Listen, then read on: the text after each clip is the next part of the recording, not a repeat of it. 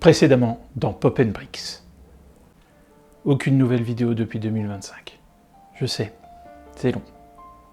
En ce moment, c'est difficile pour moi de faire des vidéos. Je dois composer avec des problèmes de santé et de vie quotidienne qui sont de plus en plus envahissants. Et ça ne me laisse pas indemne. Je suis toujours épuisé et j'ai pas la possibilité de récupérer suffisamment. Sans parler du temps qui me manque constamment. Bon, je m'en sors quand même, hein. Je suis pas au fond du trou, contrairement à ce que ça laisse croire, hein.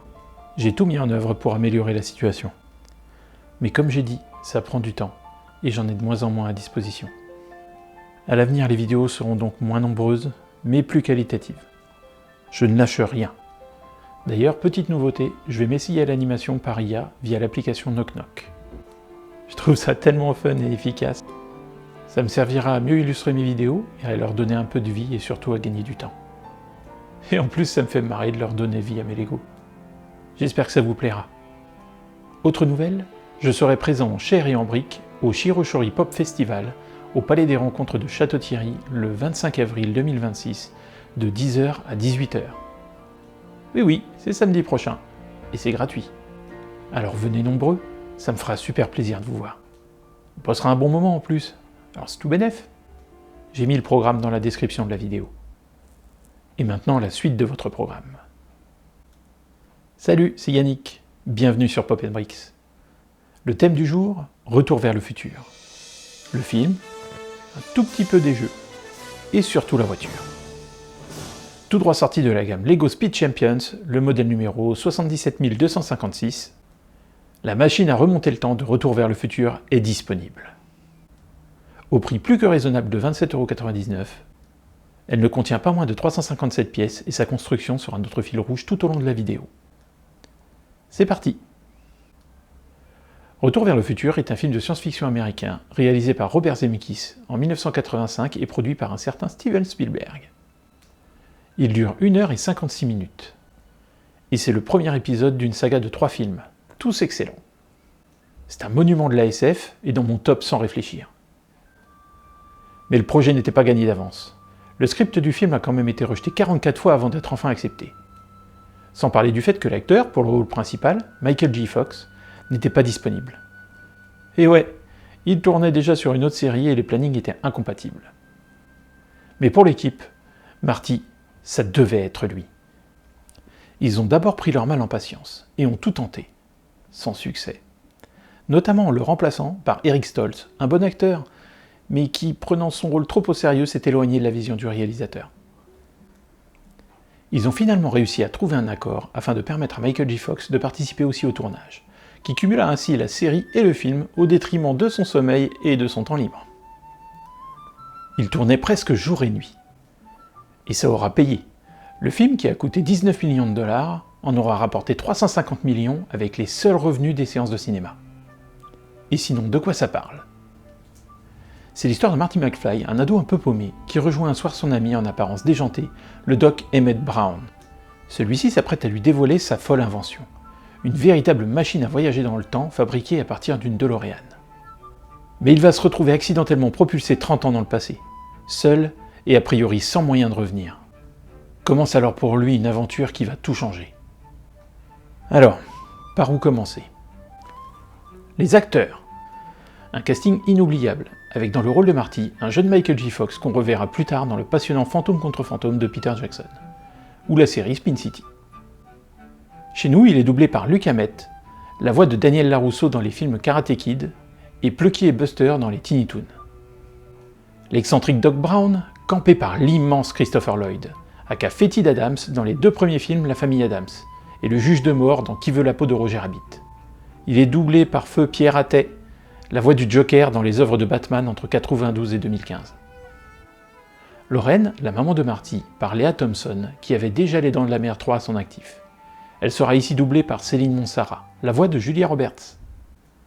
Jennifer, la petite amie de Marty, interprétée par Claudia Wells, la pauvre a dû abandonner son rôle dans les suites pour prendre soin de sa maman atteinte d'un cancer. Elle reprendra son rôle dans le jeu Telltale, Retour vers le futur. Doublée par feu Martine Régnier, c'est Lydia dans Beetlejuice ou Riri, Fifi et Loulou dans la série La Bande à Picsou. Crispin Glover, l'éternel timide de George, un très bon acteur, qui ne reviendra pas pour les suites en raison de divergences d'opinion avec le réalisateur. Selon moi, c'est un malentendu entre les deux qui n'a pas trouvé de solution. Il voulait que l'amour soit la récompense finale du film. Et c'est le cas. Donc bon, passons. Son personnage sera doublé chez nous par Dominique Collignon-Morin, qui nous a quittés l'année dernière. C'était la voix de Luke Skywalker, ainsi que de beaucoup d'autres, notamment Hadès dans Hercule de Disney. Et un bon film n'étant rien sans un bon méchant, j'ai bien sûr nommé Biff Tannen, par le formidable Thomas Wilson, si bien joué qu'on lui donnerait des baffes avec plaisir à King Bully. Avec actuellement 148 crédits à son actif, rien qu'en tant qu'acteur, s'il n'a pas fait le tour de tout ce qui peut se faire à Hollywood, il est pas loin, je pense. Dans le film, il est doublé par l'immense Richard Darbois, la voix du génie dans Aladdin ou encore celle de Buzz l'éclair dans Toy Story. Mais aussi une des voix off de la radio Énergie, parmi les incalculables travaux de ce grand monsieur. Et un dernier pour la route, Billy Zane, aka Match, qui s'appelle comme ça parce qu'il mâchouille une allumette. Si, je te promets. On le retrouvera des années plus tard, en riche homme d'affaires, avec à son bras une certaine Rose, prête à embarquer sur un certain Titanic. Il est doublé par Thierry Ragnaud, François Marcy dans Plus belle la vie, mais c'est aussi la voix de Simon Baker dans Mentaliste ou Linguini dans Ratatouille. Tous excellents, je vous dis. Une dream team du cinéma. Petite parenthèse, vous aurez peut-être remarqué que beaucoup de doubleurs français nous ont déjà quittés. Outre le fait que leur métier n'est toujours pas rétribué à sa juste valeur, c'est à eux et à leur travail colossal que nous devons d'avoir pu découvrir dans les meilleures conditions toutes les œuvres que nous aimons tant. Et ceux qui veulent se démarquer et critiquent certains doublages oublient qu'ils n'ont pas toujours parlé anglais et qu'il a bien fallu, pour découvrir ces œuvres, les voir en français. Et rien que pour ça, ne devrait pas oublier une certaine reconnaissance à ces artisans de l'ombre, ainsi qu'à leur travail qui n'est pas si simple. C'est très important car pour moi, un doublage, c'est une partie importante de l'identité d'un film, ou d'une série. Et une grande partie du plaisir que j'ai à revoir une œuvre, c'est de pouvoir retrouver l'éventail incroyable de ces voix uniques. Un immense merci à tous nos doubleurs. Fin de la parenthèse. La merveilleuse musique d'Alan Silvestri, associée au titre emblématique de Huey Lewis, et les musiques des années 50, Mr. Sandman et Earth Angel en tête, et un scénario génial de Bob Gale et Robert Zemeckis. Tout est là pour en faire un classique. Un film à voir et à revoir au même titre que ses deux suites. Et si vous êtes attentif, vous verrez qu'ils ont habilement glissé quelques détails sympas qui ne sautent pas aux yeux de prime abord. Lors de l'audition du groupe de Marty, c'est Huey Lewis lui-même qui joue l'un des jurys qui lui dit que c'est assourdissant. Ce qui est un peu abusé, puisque c'est à lui qu'on doit Back in Time et The Power of Love, chansons du film qui sont loin d'être silencieuses. Le centre commercial Twin Pines Mall, traduit chez nous en Promenade des Deux Pins, apparaît à la fin du film sous le nom Lone Pine Mall. Promenade du pain solitaire donc. Puisque Marty en dégomme un en fuyant la famille Peabody. Pierre Cardin, c'est marqué partout sur vos sous-vêtements. Dans la version française du film, Marty se fait appeler Pierre Cardin, marque des sous-vêtements de celui-ci, et pas Calvin Klein comme en version originale. Malgré tout l'amour que je porte à la VF, ça a toujours grincé dans mes oreilles. Ça n'a rien à faire là, et ça se passe en Amérique enfin.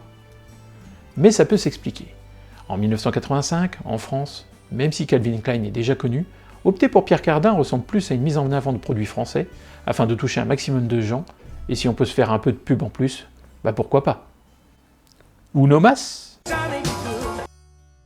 Si vous regardez bien, dans les crédits de fin du film, ce n'est nul autre que Marty McFly qui est crédité en tant qu'interprète de Johnny B. Goode.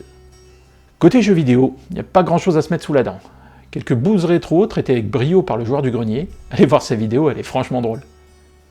Un petit jeu Super Nintendo en SD, sympa mais jamais sorti chez nous. Au passage, la SD, c'est un style graphique humoristique qui donne un aspect figurine pop au personnage d'une œuvre. Plus récemment, on a eu un jeu narratif type point and click de Telltale, déjà mentionné plus tôt. Sympathique mais pas mémorable. Pour moi, c'est surtout dû au fait qu'il n'est disponible que dans la langue de Shakespeare, et donc on perd un peu le plaisir évoqué plus tôt. Le reste n'étant que skin et DLC. Retour vers notre voiture. La DeLorean de ce film est un symbole de la SF. Et en bon geek, je me devais d'en avoir une en vitrine. Et devinez qui pointe ses phares en 2026 ? Voyons ce qu'elle nous propose. Les mini-figurines de Marty et Doc sont présentes. On peut modifier la DeLorean afin de lui donner l'aspect de celle du deuxième film. Elle est bourrée de détails. Et compte tenu de sa taille, c'est vraiment impressionnant. Je salue le travail de minutie qui a été fait sur ce modèle. Un seul bémol à ce beau tableau. Il manque les 3-4 pièces qu'il aurait fallu pour pouvoir faire la voiture du 3e épisode. C'est dommage, mais c'est déjà pas mal. Les 2 figurines peuvent tenir dans la voiture.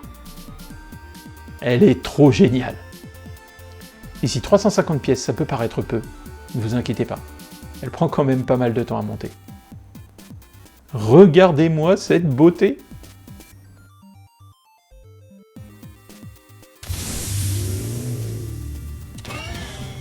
Là où on va, on n'a pas besoin de route. Et voilà, j'espère que cette petite escapade dans le passé vous aura plu. Dites-moi en commentaire ce que vous avez préféré dans Retour vers le futur. Comme d'habitude, une version non retouchée de la construction sera disponible en parallèle. On se verra peut-être samedi prochain, qui sait? Alors à très bientôt. N'oublie pas de liker, commenter et t'abonner. Merci.